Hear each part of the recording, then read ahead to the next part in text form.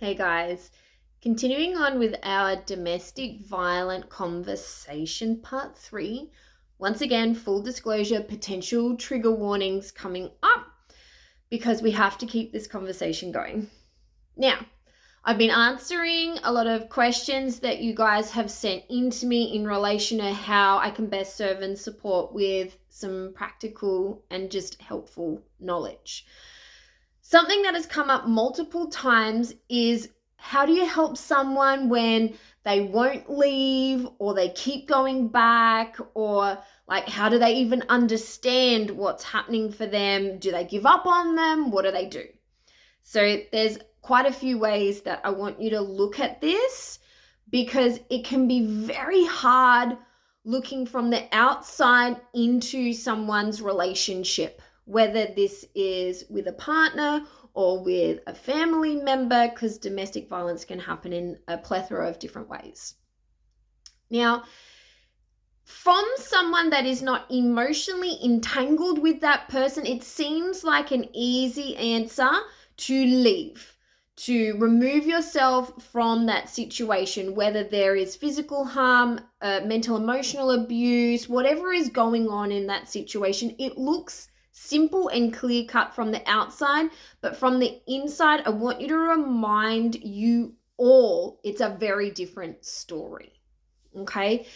Often, by the time someone has been going through domestic violence, it's not just a once-off offense. It's something that builds up over time.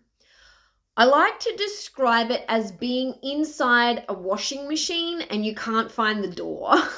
You don't know whether it's a top loader or a front loader because you are being so turned about that you don't actually know yourself anymore. And oftentimes, people feel so squashed down, they don't feel like themselves, they don't even know themselves anymore, that they don't even feel safe to trust their own judgment to leave. Okay? So oftentimes there's a bit of judgment on why do people stay for as long as they do, and I want you to remove that from the conversation. If you love someone that you're seeing go through domestic violence, please do not give up on them, because eventually they will gain enough strength and they will gain enough self-trust and support to be able to leave. And oftentimes, segregation is a huge part from family and friends. So it could be some stuff that's going on behind the backgrounds that you don't even know anything about. And so, with this information, you don't necessarily need to do anything with it, but maybe don't give up on that person. Maybe keep reminding them that they have options and support, because oftentimes they don't feel like they do. And keep reminding them that they are supported. They need kindness and compassion because they already probably feel pretty shit about whatever's going on, and they probably feel very small and very stuck. And they don't need to be reminded of that. What they need is support to feel empowered enough to do something different. And you don't know what's going on behind closed doors.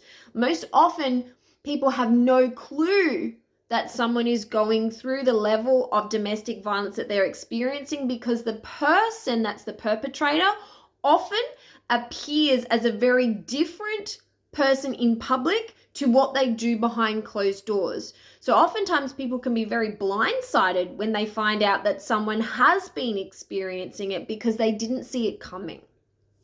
So keep all of these things in mind. And if you know someone that is going through this, keep leaning into kindness and compassion. Keep leaning into maybe just reaching out whenever it feels safe and congruent to do so.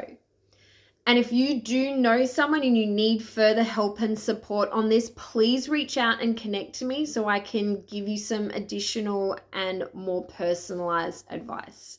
But I hope this helps. There's nothing wrong with people when they stay too long. It's generally because they just don't have anything left to be able to leave because they're so trapped in a really horrible spiral. So don't think there's something wrong with them. They're probably going through an awful lot more than you're aware of. So I hope this helps with understanding why people don't just leave and that it looks very different from the outside to how it feels on the inside. I've got some more tips and information coming for you guys in relation to domestic violence, so I will chat with you guys again soon.